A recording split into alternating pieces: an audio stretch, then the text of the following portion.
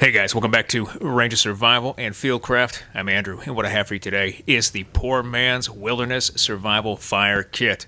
We're going to do a little improvisation today with everyday items that we can put into a very cheap and easy fire kit and demonstrate some of those skills and techniques, tips and tricks along the way. Stand by.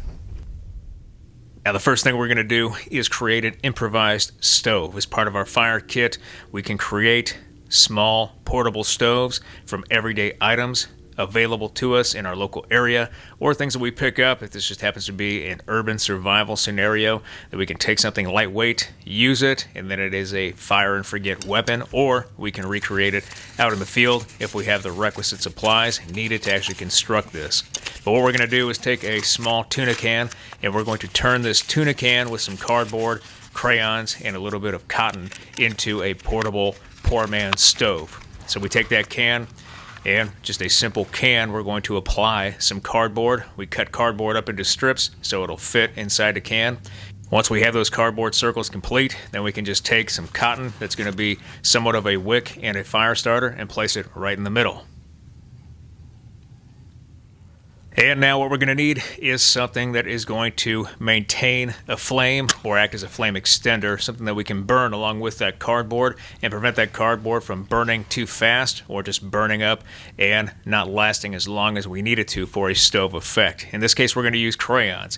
If you're a family man like myself, you probably got crayons laying around the house that are leftovers from the kids, so we can scoop these up and add them to our poor man's fire kit.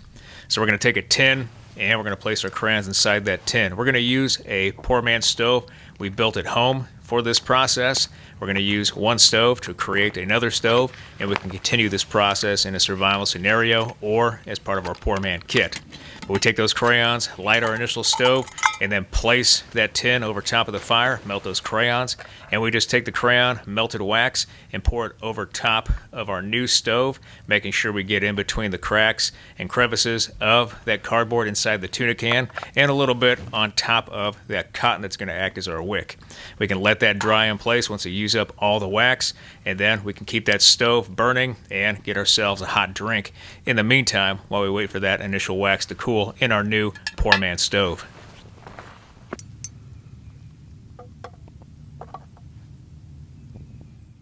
Now that we have that stove complete, we can use another fire starting method to act as a flame extender for us to actually light our stove. Instead of taking our lighter out or wasting a match or some sort of other flame extender, we can just use an everyday item like a birthday candle to extend the flame of our lighter over time to actually light our stove. The best part about this is that we can use that candle and then just simply lay it on our stove, leaving that flame open to ignite our stove, and we can go hands-free and tackle some other tasks in the process while using this and waiting for our stove to ignite completely. Once it's completely ignited, we can either suspend our pot over top of our stove using some sort of stove material like a hobo stove, or we can simply hold it and then heat up the water to a good temperature to get a hot drink. In this case, we're going to have some tea. We place that tea bag inside and obviously steep it for a while until that tea is cool enough to drink. Then we can sit by the creek or by this pond and survey the landscape, get a little bit of recon in while we're having a hot drink in the morning. Now, one of the best ways we can improvise from household items or things that we may have available for a poor man's fire kit is just a simple 9-volt battery and some steel wool. We should always have these types of things around the house for smoke detectors as well as for cleaning supplies.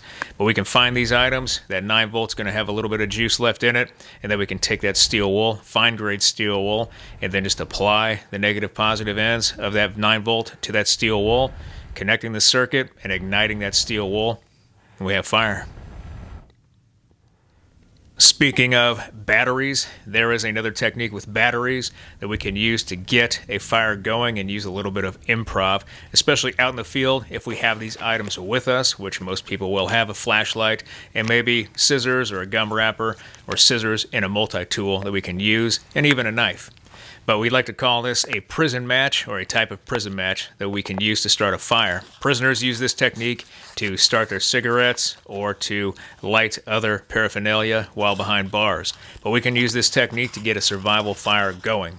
We take our flashlight and take the batteries out of the flashlight, And then if we have gum that we picked up from the shopette this morning on our way out to the field, we can take a wrapper from a piece of gum and then cut it into small strips lengthwise. We're going to fold it widthwise, connecting the two ends together. And then starting at that folded end, we take our scissors and we cut a triangle section where the smallest portion of that gum wrapper is connected at the center. We can then take that battery, connect one end of the foil wrapper to the positive terminal and then one end to the negative. We complete the circuit, and because there's so much focus in that small portion where the gum wrapper was cut, we see flame, it'll light, and then we can start a fire using this prism match technique. Now, anybody who's spent time in the field, as much as military personnel do, we know that we have to conduct hygiene in the field, and something that is available at the shopette that we can pick up are small makeup mirrors that are concave and magnify the image, making them small, portable, and helpful to use for hygiene shaving in the field. A good field craft trick that we can use is taking that concave mirror from our hygiene kit and using it for solar ignition and starting a fire. This is a perfect poor man survival kit item that can go in your fire kit.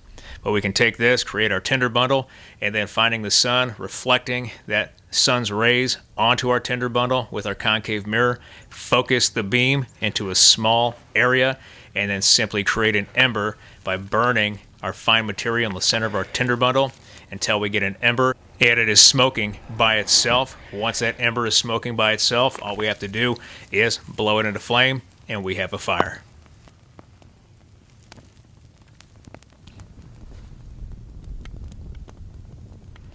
Solar ignition is a great fire skill to know. That's because the sun, it's not going out anytime soon, and we can use pieces of glass, lenses, magnification lenses, as well as concave mirrors and other surfaces to use the sun's rays to ignite our tinder material and get a survival fire going out in the field. Or we can just use it routinely, saving our matches, saving our lighter, and saving extra tinder sources, and just using what's available, making it very user-friendly, especially in a poor man's wilderness survival fire kit.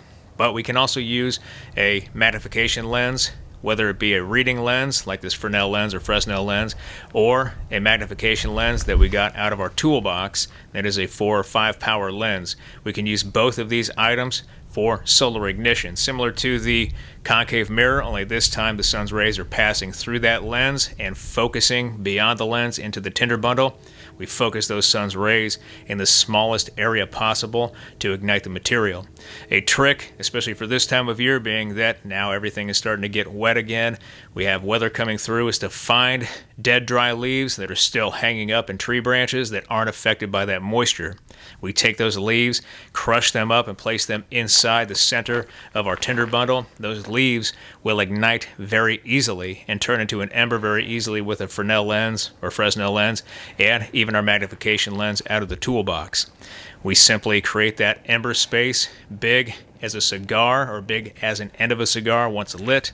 Once we have that and it is smoking freely by itself, that means we have a good ember. We take that, blow it into flame inside our tinder bundle, and we have survival fire again via the sun. Good to go.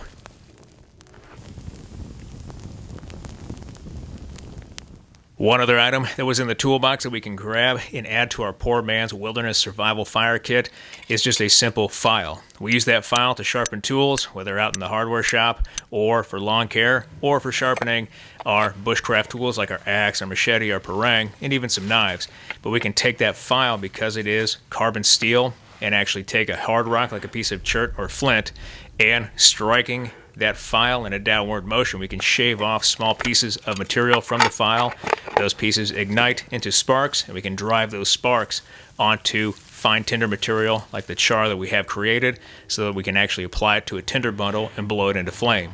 Hitting that file, we drive those sparks off. Fine tinder material like that char will take sparks like that very easily. We take that char material, apply it to our tinder bundle, and simply blow it into flame, and we have our poor man's version of a flint and steel fire kit. Good to go. Now, there are two common fire lighting devices that are available to everyone that we can put inside our poor man's wilderness survival fire kit, and those are going to be matches and a lighter. We can find used lighters most of the times laying on a street, or find them somebody has thrown out in the trash. And we can find matches just about anywhere. You can walk into your convenience store and ask for a book of matches for free. But we can use those lighters and those matches as part of our poor man's fire kit and restock those as necessary. With the lighter, we can light pieces of inner tube or ranger bands or rubber. Rubber is a great fire lighting tool or tinder source that we can use, especially in wet conditions. I know the sun's out today, but everything is wet because we had a winter storm come through last night that left ice hanging on everything. So rubber and having that lighter and burning that rubber is a great way to have a flame extender from that lighter to the tinder source and get a fire going. One item that we can pick up and add to our poor man's wilderness survival fire kit is hand sanitizer. Not only for hygiene and keeping ourselves clean and preventing illness out in the field, but because that hand sanitizer is a majority ethyl alcohol, we can take that and actually use it as a tinder source to get a fire going. Simply upend that sanitizer bottle, pump out the liquid, and then we can take our lighter, light it. It is a clean burning fuel source, but we can place a piece of rubber over top to demonstrate it is burning. Another method or tinder source that we can use with our lighter to act as a flame extender is simple duct tape. Duct tape is everywhere. We can grab it and put it in our poor man's wilderness survival fire kit. With duct tape, what can't you do? You can do everything with duct tape. #1 survival tool in the world. But we can take a strip of duct tape off the roll and then roll it up lengthwise, take our lighter, light one end, and then we have a flame source or a flame extender that will burn for a minute or two to get a fire going. And then there are matches. Matches make a great poor man's option for fire starting because matches are just about everywhere. Strike anywhere matches are definitely preferable because they will strike just about anywhere. But we have matches and we can use to light different tinder sources, and we have 3 we're going to demonstrate. The first one is going to be simple cotton balls and Vaseline. Cotton balls and Vaseline. That Vaseline, similar to the wax and the crayons in our stove, is going to act as a flame extender and burn slowly. That petrolatum is a hydrocarbon, so it's going to burn slowly along with the cotton that acts as a wick. In fact, this cotton and Vaseline is going to burn completely and still maintain a flame while we demonstrate 2 other tinder sources. The next one being simple household dryer lint. We can find lint in the dryer, pull it out, big clumps of it from the clothing as we clean our clothes, and then use that as a ready-made poor man's option for tinder out in the field. Very easy. And then the next one is an alcohol prep pad. Comes in most first aid kits. We can pull those out, open up the alcohol prep pad, similar to the hand sanitizer. Take our match, light it, and that flame will burn clean. It burns for a short time, but it may be just enough to get a survival fire going. Then there is the original poor man's wilderness survival fire kit, and that is the primitive bow drill set or the friction fire set using a spindle and a hearth. With our bow drill set, we have 5 components, being the bow and the string that's going to spin the spindle.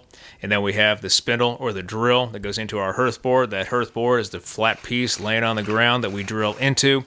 We have the catch sitting underneath that, sitting underneath our notch in our hearth board to catch the ember as we produce it using this. And then we have the bearing block, or the deer tine in this case, that goes over top of the spindle that we can bear down on and use to apply pressure as we build up speed with the string and the bow.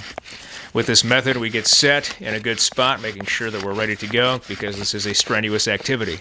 But we apply all the tools in proper function and then begin to spin. We start slow at first, building up that heat, and then as we see more and more smoke, we can go faster and faster until we start to produce that ember in the notch of our hearth board. Once we think we have that notch built up and the ember produced, go 20 more seconds and count to 20 in your head to make sure there's enough heat concentrated in that notch to reach approximately 800 degrees Fahrenheit. And then once you're done and you're exhausted, stop, hold still, and safely pull all of the instruments away from the apparatus. And then check to make sure that ember is good. We apply it to a tinder bundle, blow it into flame, and we have fire. That does it for this video, a poor man's wilderness survival fire kit. improvising with things we have around the house or that we could have available to us to create a very cheap and easy fire kit for wilderness survival. I hope you liked this video. If you did like this video, hit that like button, hit that subscribe button, leave me a comment in the comment section. I always appreciate your feedback. I want to thank you guys for everything you do for me, for this channel, for your likes, your views, your subscriptions, your comments, your feedback, and your shares. And I will be back with another video as soon as I can, guys. Thanks.